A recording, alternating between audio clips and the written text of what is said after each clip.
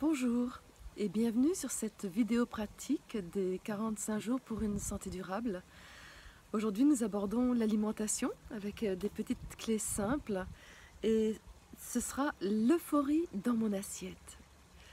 Je suis Maïti, sage-femme, coach de vie, danseuse et passionnée par la vie. J'ai été amenée à étudier mon alimentation plus profondément, même si j'ai toujours eu une alimentation saine depuis que je suis tout bébé. Je l'ai étudié de manière plus profondément depuis la ménopause. Au moment de la ménopause, il y a eu des grands changements dans mon corps et j'ai vraiment ressenti que l'alimentation solide était quelque chose de trop lourd. C'était fastidieux pour tout mon système digestif, comme s'il était fatigué, épuisé, et qui disait oh, il y en a assez, quoi. Il y en a assez, arrête de nous faire travailler, on n'en peut plus. Et, euh, et en même temps, j'ai pas forcément supprimé cette alimentation solide qui était très énergivore et qui est aussi chronophage. Je me suis rendu compte à quel point ça occupait du temps dans mes journées, dans mes pensées.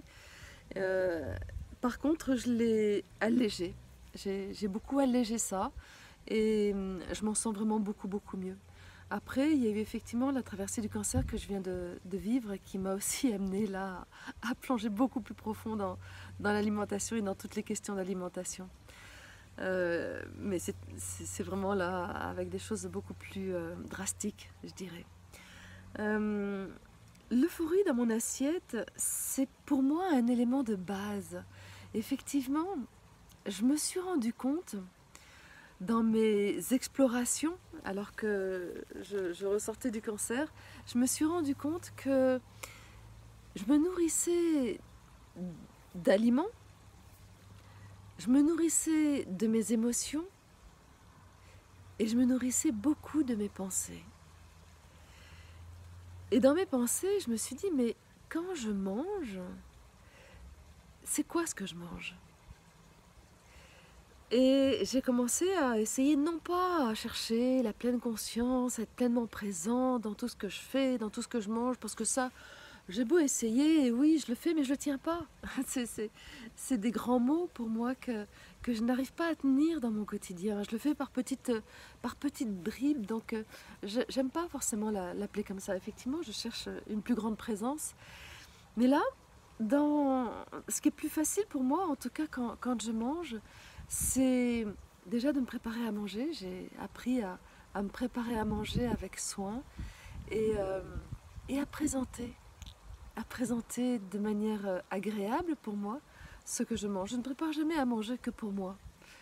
C'est aussi une décision que nous avons prise avec Fabien. On a chacun nos régimes, chacun notre manière de manger, chacun nos horaires de repas. Donc c'est quelque part chacun pour soi.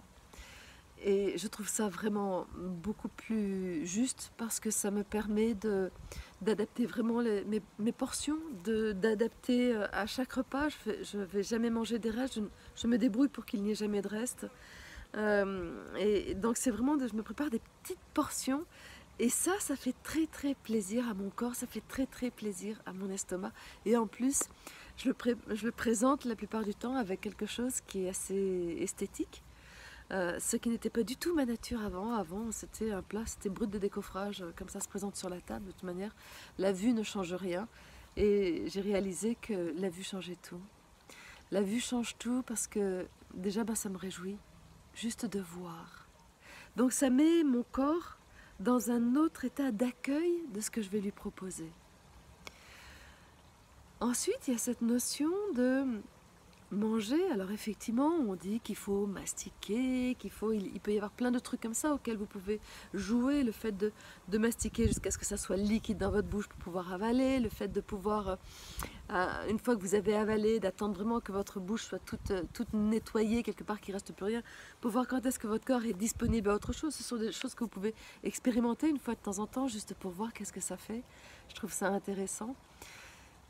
Mais moi, ce que j'ai préféré, c'est de prendre conscience de mes pensées.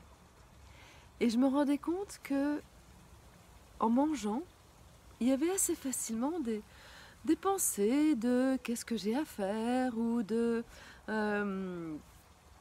euh, peut-être quelque chose que j'ai à dire à Fabien, peut-être... C'était souvent des préoccupations de mon quotidien qui venaient là, qui étaient donc mâchées, mastiquées, ruminées au niveau de mes mandibules. Et après, ben, je demandais de digérer ça à mon organisme, parce que c'est vraiment ça qui nous est demandé.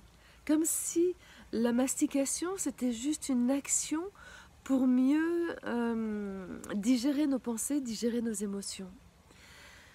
Du coup, quand je m'assieds pour manger, je vais commencer par écouter les pensées, lesquelles sont là spontanément, et je ne vais pas les chasser.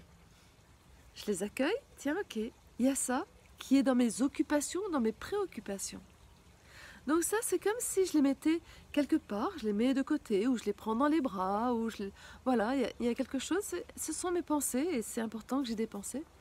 En revanche, là, le temps du repas, je me fais une parenthèse, je me mets en vacances quelque part. Et en vacances, ben, du coup, c'est comment je vais pouvoir faire venir des souvenirs de vacances, des souvenirs avec mes enfants, les derniers temps que j'ai passés avec ma maman et qui étaient agréables. Ça peut être le paysage quand je suis par exemple à Nevache, cette vallée de montagne que j'adore.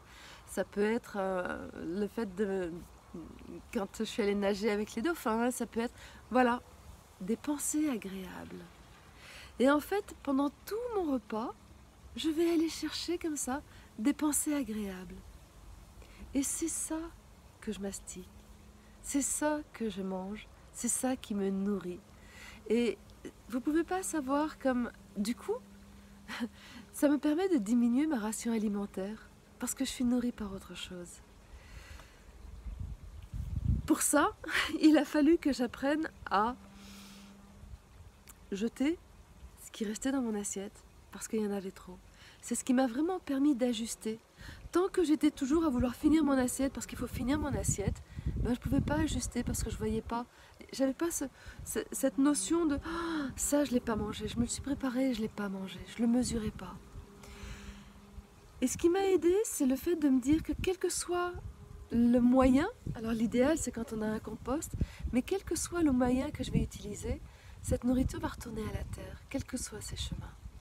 Donc quelque part, je remets à la terre ce qui ne m'est pas destiné. Je ne suis pas à la poubelle de la terre à devoir finir tout ce qui n'est pas bon, tout ce qui est périmé, tout ce qui est avarié, tout ce qui est en trop dans mon assiette, tous les restes, tout. Non. Je suis juste là pour consommer ce qui m'est consacré. Consommer ce qui m'est consacré. Et consommer, c'est déjà avec tous les sens. C'est avec les yeux, c'est pour ça qu'il faut que ce soit beau, que c'est important que ce soit beau. Ça va être avec l'olfaction, l'odorat. C'est pour ça que des fois je vais humer le plat et m'en remplir. Ça va être peut-être aussi avec les sons. Qu'est-ce qu'il y a autour de moi? Est-ce que l'environnement est apaisant pour que je puisse manger? Ou est-ce que je me mets une musique dans les oreilles parce que j'ai envie d'être apaisée? C'est quoi? Qu'est-ce que je vais me nourrir au niveau son? Et après, c'est effectivement le gustatif, éventuellement le toucher. J'aime beaucoup les hindous qui mangent avec les doigts et qui font que, effectivement, ça donne une toute autre saveur aux aliments.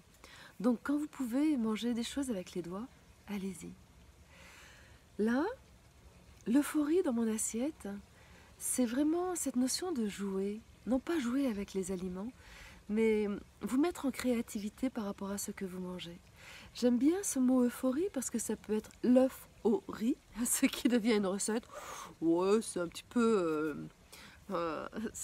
dur comme recette, même si on peut l'agrémenter de pas mal d'épices et de choses comme ça. Mais c'est surtout l'euphorie. Comment est-ce que je peux être dans une énergie euphorique? À ce moment-là, ben effectivement, je vais sécréter le thé de l'ocytocine, je vous en ai parlé. Ça va vous imprégner et cette ocytocine va permettre une bien meilleure assimilation de ce que vous mangez. Donc tout votre organisme, ça va favoriser votre digestion, ça va favoriser votre assimilation, ça va favoriser le stockage de vos aliments et la disponibilité de l'énergie. Et ça favorise la bonne humeur, c'est-à-dire que vous sortez de votre repas, c'est juste vous êtes léger. Qu'est-ce qui se passe quand on est en famille? Ben, en famille, vous pouvez dire ça à vos enfants, à votre compagnon. Moi, je me souviens que à la maison, quand j'étais petite et adolescente, les repas, c'était un repas de famille avec mon père, ma mère, ma soeur, moi, ma tante et ma grand-mère. Et nous avions l'interdiction de parler, ma soeur et moi, parce que c'était un repas entre adultes auquel nous étions conviés. En tout cas, c'est l'impression que j'avais, auquel nous étions conviés. Et mon père lançait tout de suite la discussion, et des fois, c'était principalement lui qui parlait, et on parlait de choses sérieuses pendant les repas. Les repas étaient très laborieux. C'est ce qui a grandi dans mon enfance, c'est l'habitude que j'ai prise que les repas soient quelque chose d'utile, utile dans la production de ce que l'on est en train de faire. Alors que on est tellement en train de produire. Là, je préfère faire du repas une bulle d'euphorie, une bulle de paix, une bulle de sérénité, une bulle d'échange comme si on savait plus ce qu'il y avait avant, on savait plus ce qu'il y avait après. On fait juste une bulle et là, qu'est-ce qu'on a envie de partager comme moment de joie, comme moment simple, comme moment de rire, comme moment de... Et vous allez vous rendre compte que ça va améliorer la santé de chacun, que ça va diminuer drastiquement la consommation que vous allez avoir, et entre autres, même si je vous en parlerai dans une autre vidéo, le besoin de sucre que vous allez pouvoir avoir. Donc je vous invite vraiment à pratiquer ça, à pratiquer l'euphorie, à mettre quand lorsque vous mettez le couvert, mettez de l'euphorie dans les assiettes, et déjà dans votre cœur, pour aborder ceux qui vont manger avec vous de cette manière-là, et, et savourez-la. Savourez-la, observez ce que ça fait. C'est pas grand-chose. Et si vous observez que les pensées préoccupantes reviennent, vous leur dites « Ok, j'y reviens tout à l'heure ». Là, c'est le temps de l'euphorie. Voilà, à expérimenter à chaque repas et observer qu'est-ce qui change dans votre vie et dans votre alimentation, dans votre quotidien par rapport à ça et dans votre digestion. Si vous avez aimé cette vidéo, vous mettez un petit pouce en l'air. Si vous avez envie de me poser des questions, vous les posez sous la vidéo, j'y répondrai avec plaisir. Si vous avez envie de partager, allez-y, partagez, ça me fait plaisir. Et si vous avez envie de continuer à recevoir les vidéos, ou du moins si vous découvrez et que vous n'êtes pas encore abonné, abonnez-vous. Je parle davantage de ce que je fais sur mon blog naître-femme.com. Voilà, et demain, une autre vidéo, encore une autre petite clé sur l'alimentation. À demain et belle journée remplie d'euphorie.